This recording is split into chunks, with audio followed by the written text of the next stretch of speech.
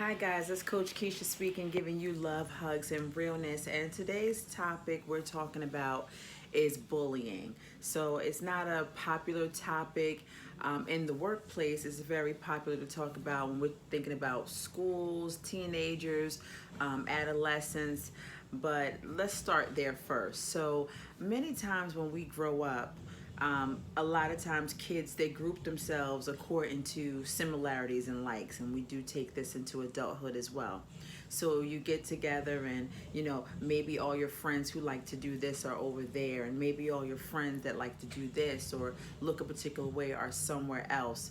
And so the kids that are different, they get ostracized, they get put to the side, they're grouped off, they're last to be picked in gym, they're at the lunch table by themselves, things of that nature. Sometimes they're picked on because maybe they don't have the things that other maybe more popular kids or the average kids in the class may have, whether it's clothes or whether it's electronics. Everyone's has a particular iPhone or an iPad or things of that nature. And there may be some children that may be bullied because their parents may or may not be able to afford those things, or they may not be things that they find to be worthy. Not everybody's into all of that. We have to talk to our children about bullying, about, making someone feel like an outsider, making someone who's a little different be included. I'm all for inclusion in that regard because we don't want to celebrate what we have in common, but we like to celebrate our differences as well. So if you have someone who may have, a different type of hair, a different type of skin color, a different way of learning, a different way of communicating, a different way of dressing, that should be celebrated. It shouldn't be something that's pointed, when you point the finger at, it should be something that should be celebrated. This person is different. This person brings a different element. This person shows a different mindset. This person thinks differently. That's why it's important for teachers when they have group projects and different things going on to not group people according to their skill level. When I was coming up, all the smart kids were here and the kids that were less smart were somewhere else, and special education was downstairs.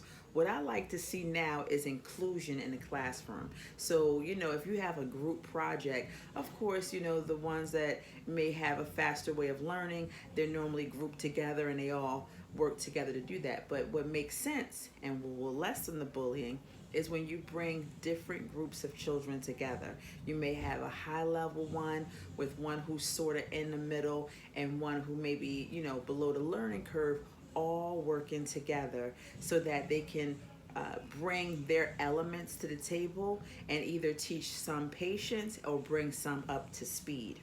Okay, so let's talk about the workplace. The workplace has bullying as well. And we don't think of it as bullying. Sometimes we don't think adults can be bullied, but we can. Have you ever been to the workplace potluck and some people are included in it and some aren't? Or, the after work special where some people are invited to celebrate or hang out and others aren't. Or maybe there's the group card that goes on at the job, or and everyone signs it and some don't, or some are about a particular club and some aren't invited to do it. That's a form of bullying. We should all be encouraged in the workplace to participate in different types of work events, things that bring solidarity, things that promote a work-life balance. Uh, Work bullying shouldn't be tolerated. A lot of times we don't talk about that.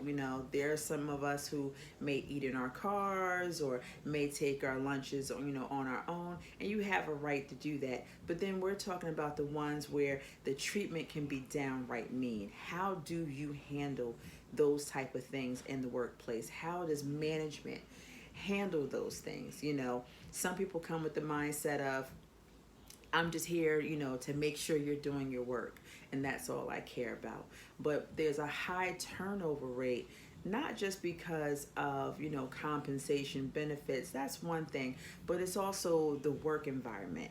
You know, people don't normally leave jobs for jobs. They leave jobs due to management, due to work environment. People want to come and have, you know, an aesthetic or an atmosphere of harmony, or of people at least being on one accord. And sometimes the work bullies make the environment stuck, makes the environment stick, you know. And then sometimes you lose some of your greatest employees because they don't want to confront the problem, and then you're stuck with the weeds at the end, and it's not getting you the results that you want in the workplace. So sometimes as management, we have to turn around and look and evaluate the people that we have working for us to say, okay, let's take management and go out on the floor and see how we can make things better, see how we can group people together that are normally not grouped together, to see how they work on completing projects, to see how they work on getting the job done, to see how they can work on making the environment as easy as it can be.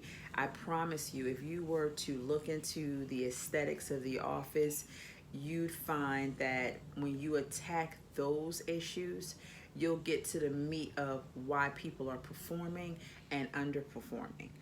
Sometimes people can't focus when they feel like they're not included, when they feel like there's no place for them.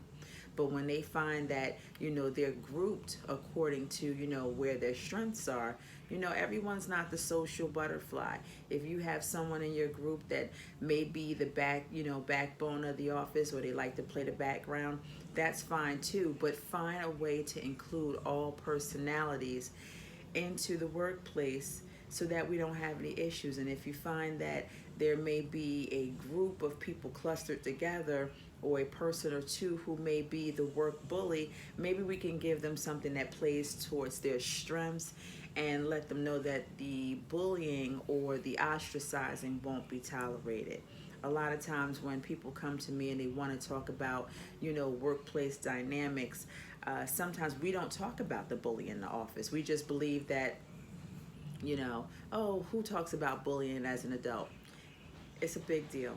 And so hopefully we can get to the bottom of it. All right, guys, if this was helpful, let me know below. You can reach out to me, info@CoachKeishaSpeaks.com. I have a Facebook page, Instagram as well, CoachKeishaSpeaks.com. And let me know what you think, guys. Have a great one.